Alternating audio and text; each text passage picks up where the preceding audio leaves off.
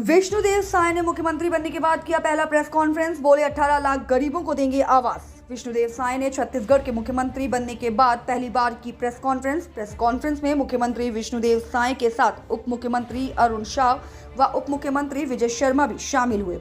सबसे पहले जानकारी दी कि आज कैबिनेट की पहली बैठक रखी गई, जिसमें 18 लाख गरीब आवासहीन लोगों को मोदी की गारंटी संकल्प घोषणा पत्र के अनुसार आवास दिया जाएगा। वह उन्होंने पत्रकारों से रूबरू होते हुए कई सवालों के जवाब भी दिए, जिनमें मुख्य रूप से नक्सलवाद, पीएसी घोटाला, अनियमित कर्मचारी जैसे विभिन्न मुद्दे रखे गए।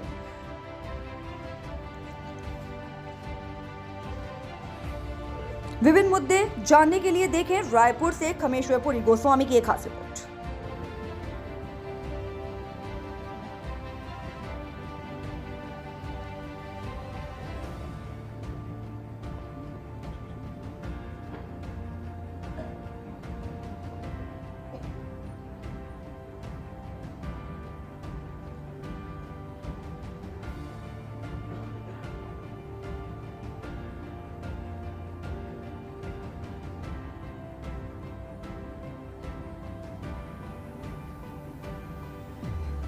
सभी पत्रकार साथियों को नमस्कार।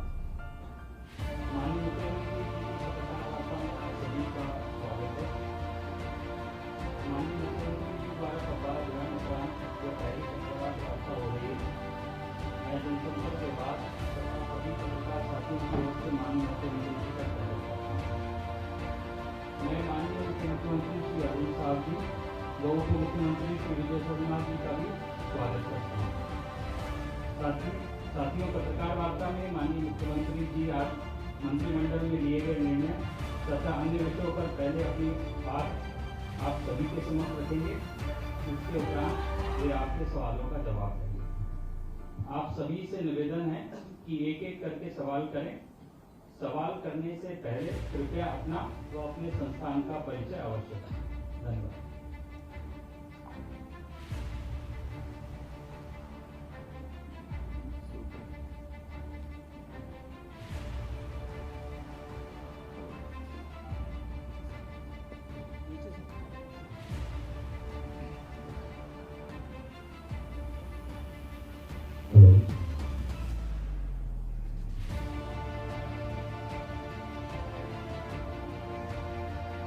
मुख्यमंत्री पद का शपथ लेने के पश्चात आज के इस प्रथम प्रेस वार्ता में हमारे बीच में उपस्थित हमारे डिप्टी सीएम श्री अरुण साहब जी, deputy CM Shri Vijay Sharma ji, CS आदरणीय अमिताभ जैन जी, जनसंपर्क विभाग के हमारे अधिकारी और मीडिया के सभी साथीगण और कार्यकर्ता भाई और बहनों, हम लोगों को आने में थोड़ी देरी हुई, इसलिए मीडिया के मित्रों को सबसे पहले क्षमा चाहते हैं। और आज के इस प्रेस वार्ता में आप सभी लोगों का हार्दिक अभिनंदन है, स्वागत है। सबसे पहले तो आप लोगों के माध्यम से हम पूरे प्रदेश के मतदाताओं को धन्यवाद देना चाहेंगे, जिन्होंने भारतीय जनता पार्टी पर बहुत बड़ा विश्वास किया और जितनी हम लोग कल्पना नहीं किए तो उससे भी ज्यादा बड़ी सफलता हम लोगों को दिलाने का काम किया। 54 सीट हमारी पार्टी ने हासिल किया और कल 13 दिसंबर को शपथ ग्रहण समारोह था, जिसमें हमने स्वयं मुख्यमंत्री के रूप में शपथ लिया। आदरणीय श्री अरुण साहब ने डिप्टी सीएम के रूप में शपथ लिया। आदरणीय श्री विजय शर्मा जी के रूप में शपथ लिया और ऐसे शपथ ग्रहण समारोह में हम लोगों का सौभाग्य था कि हम लोगों को आशीर्वाद देने हमारे देश के यशस्वी प्रधानमंत्री श्री नरेंद्र मोदी जी पधारे थे। देश के यशस्वी गृह मंत्री आदरणीय अमित शाह जी पधारे थे। हमारे पार्टी के राष्ट्रीय अध्यक्ष आदरणीय JP नड्डा साहब पधारे थे और कई केंद्रीय मंत्रीगण पधारे थे। कई राज्यों के मुख्यमंत्रीगण पधारे थे। उत्तर प्रदेश के मुख्यमंत्री आदरणीय योगी आदित्यनाथ भी पधारे थे और भी बहुत लोग पधारे थे। आप लोग के माध्यम से उनके भी हम बहुत आभारी हैं। तो समय निकालकर हम लोगों को आशीर्वाद देने आए। शपथ लेने के बाद आज पहला कैबिनेट का बैठक संपन्न हुआ है। इसमें हम लोगों ने जो चुनाव कैंपेनिंग के दौरान मोदी की गारंटी में जो हम लोग का वादा भी है कि जो पिछले 5 वर्षों में कांग्रेस पार्टी की सरकार में जो गरीब लोग 18 लाख प्रधानमंत्री ग्रामीण आवास से वंचित हो गए, उनको मकान देने का काम करेंगे। हमारे यशस्वी प्रधानमंत्री श्री नरेंद्र मोदी जी ने भी छत्तीसगढ़ की जनता से वादा किया था कि हमारी सरकार बनेगी तो जो भारतीय जनता पार्टी का मुख्यमंत्री होगा वो सबसे पहला काम 18 लाख आवास स्वीकृत करने का काम करेगा। और आज वही काम हम लोग पहले कैबिनेट में किए हैं। आज के कैबिनेट में हम लोग का एकमात्र विषय वही था जिसमें 18 लाख लोगों को आगे प्रधानमंत्री आवास की स्वीकृति देंगे। इस पर आज निर्णय लिया गया है और आने वाले समय में उस पर कार्रवाई होगी। छत्तीसगढ़ के 18 लाख गरीब लोगों को उनका हक प्रधानमंत्री आवास मिलेगा। उसके लिए जो भी आवश्यक कार्रवाई है वो हम सब लोग कर रहे हैं। हालांकि पिछली सरकार ने पूरे प्रदेश को आर्थिक रूप से खोखला कर दिया है, फिर भी क्योंकि इतना बड़ा जनादेश छत्तीसगढ़ के मतदाताओं ने भारतीय जनता पार्टी को दिया है, तो हम लोग मोदी की गारंटी में जो वादा छत्तीसगढ़ की जनता से किए हैं उसका 100% पालन करेंगे। आने वाले 5 वर्षों में सभी कामों को पूरा करेंगे।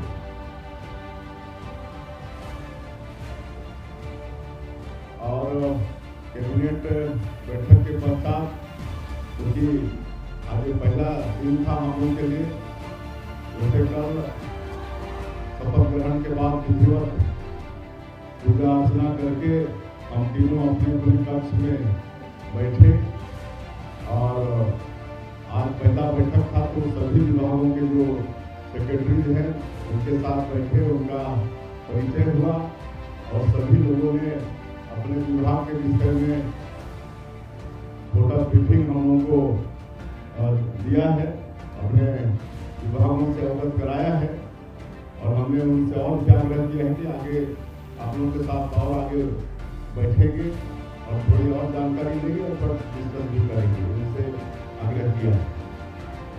धन्यवाद।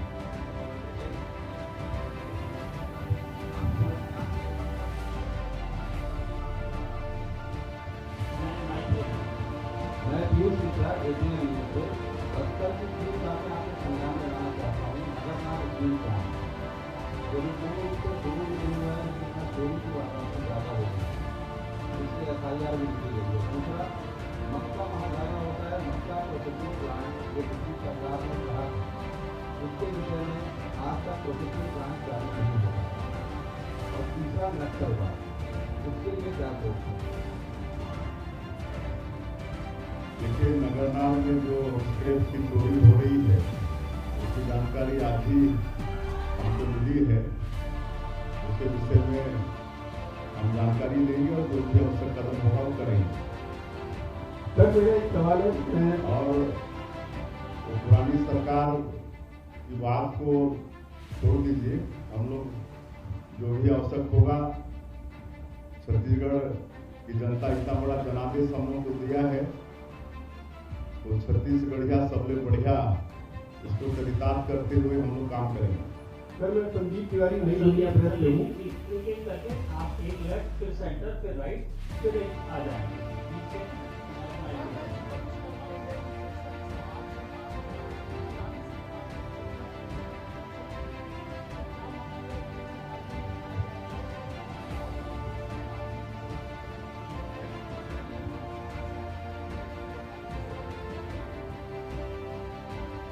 इसके लिए हमारी पार्टी में भी कई अनुभवी लोग हैं, और फिर अब डबल इंजन की सरकार है, केंद्र में भी हमारी सरकार है, यहाँ भी हमारी सरकार है, तो आप समझ सकते हैं कि डबल इंजन की सरकार तेजी से चलेगी।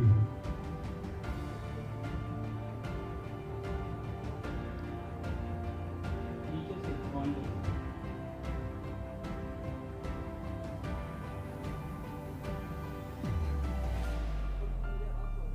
आ रही है।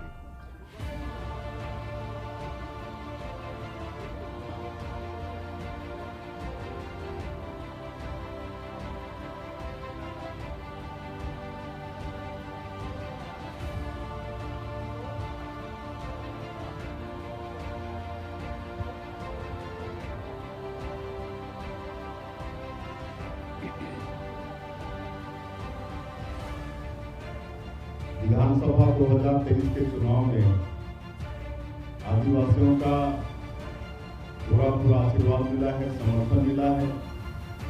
सरगुजा संभाग में कांग्रेस का सुपड़ा साफ कर दिए हैं, पूरी तरह से सफाया कर दिए हैं। बस्तर में भी 12 में से 8 सीट भारतीय जनता पार्टी ने हासिल की है। और वैसे आजादी के प्राथमिक दिनों में आदिवासी समाज जरूर कांग्रेस पार्टी के वोट बैंक के रूप में इस्तेमाल होता रहा, लेकिन जब श्रद्धेय अटल बिहारी वाजपेयी जी इस देश के प्रधानमंत्री बने, तो उन्होंने जो छत्तीसगढ़ का जो ट्राइबल बाहुल एरिया है, जो मध्य प्रदेश में था, और इस ट्राइबल बाहुल इलाके का समुचित विकास हो, इसलिए छत्तीसगढ़ राज्य का निर्माण किया। उसके बाद भारत सरकार ने पहली बार ट्राइबल समाज का समुचित विकास हो, इसके लिए भारत सरकार ने आदिम जाति कल्याण मंत्रालय का गठन किया।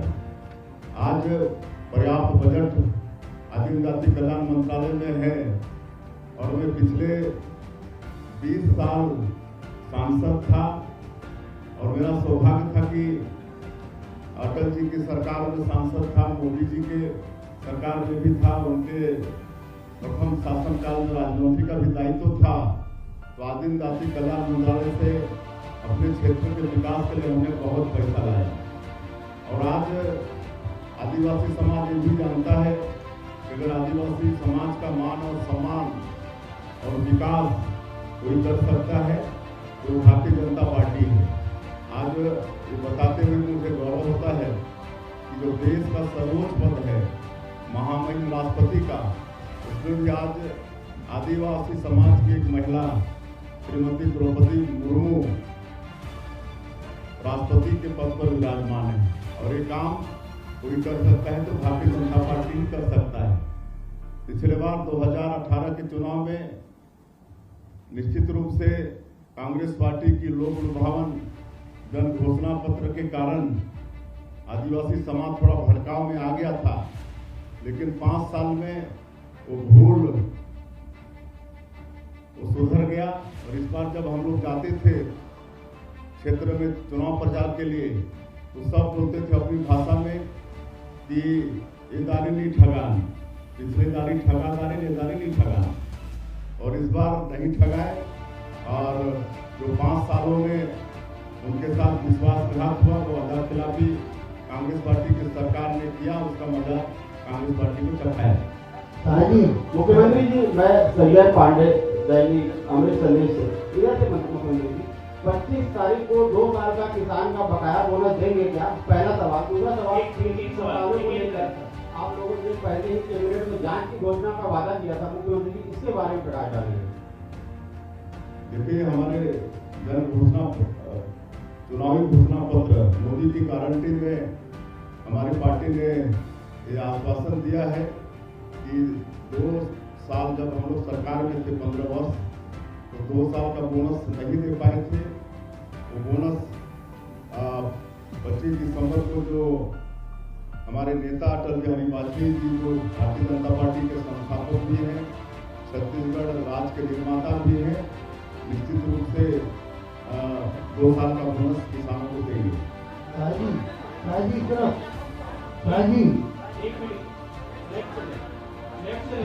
एक एक करके बोले तो जी, मैं रामू बोल रहा हूँ।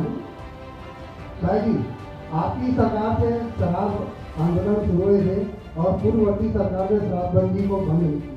अब फिर बीजेपी की सरकार है, क्या शराबबंदी को बंद करेगी क्या?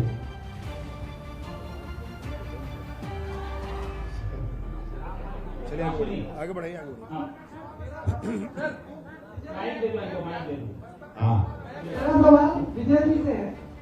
विजय भैया, आपसे सवाल है मेरा ये।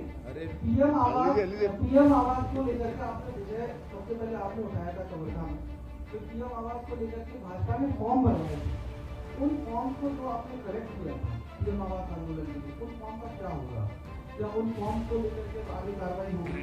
क्योंकि अभी आपने कैबिनेट में 18 लाख मकानों की गिनती दे दी, तो जो फॉर्म भाजपा के समय भरेंगे उसमें आप देखेंगे कि प्रधानमंत्री आवास की प्रतीक्षा सूची थी, उस प्रतीक्षा सूची के लोगों के फॉर्म भराए गए थे। बहुत कम फॉर्म आए और 7 लाख लगभग आवास के फॉर्म आए थे। तो 18 लाख आवास प्रतीक्षा सूची को ले लेंगे पूरे। अब आगे और हमारे मुख्यमंत्री आपको बताएंगे सारे सूचियों का काम हुआ है। वो फॉर्म जो प्रतीक्षा सूची वाले थे उन्होंने भर करके हमको दिया है, वो हमारे पास रखा है। अगर हमारी सरकार ना आती तो फिर हम आंदोलन करते, परंतु आज जनता के आशीर्वाद की सरकार है और इसलिए आदरणीय मुख्यमंत्री जी उसके साथ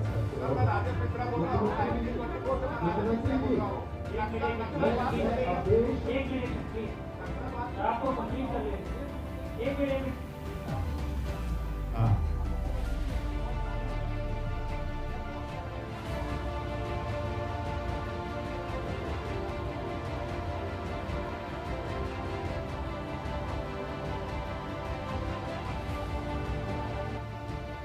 मैं कह चुका हूँ, मोदी की गारंटी में जो भी वादा हमारी पार्टी ने छत्तीसगढ़ की जनता से किया है वो 100% उसका पालन होगा।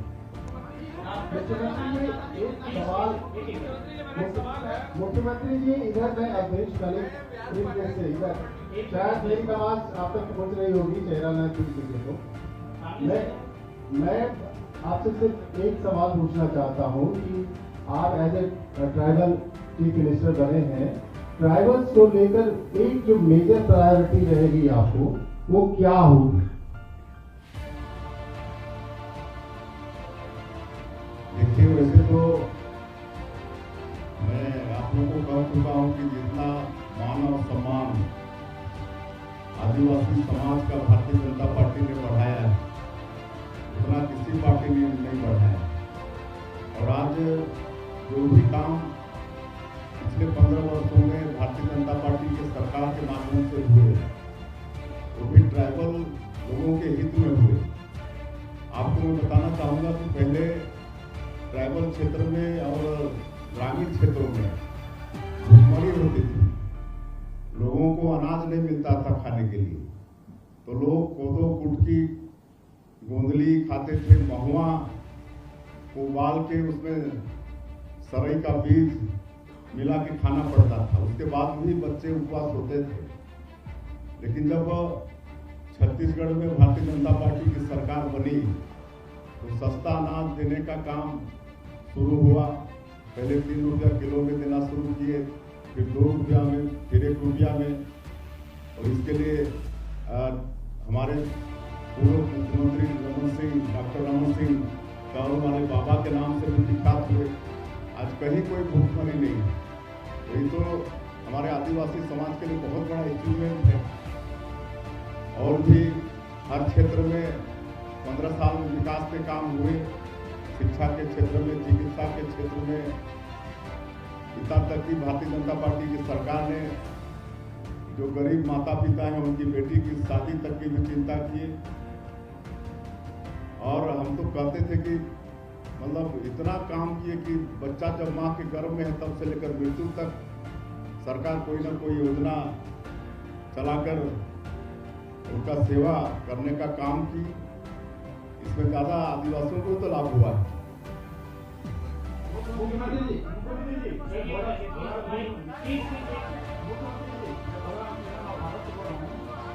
आपसे एक सवाल यह है, भ्रष्टाचार विरोध राजनीति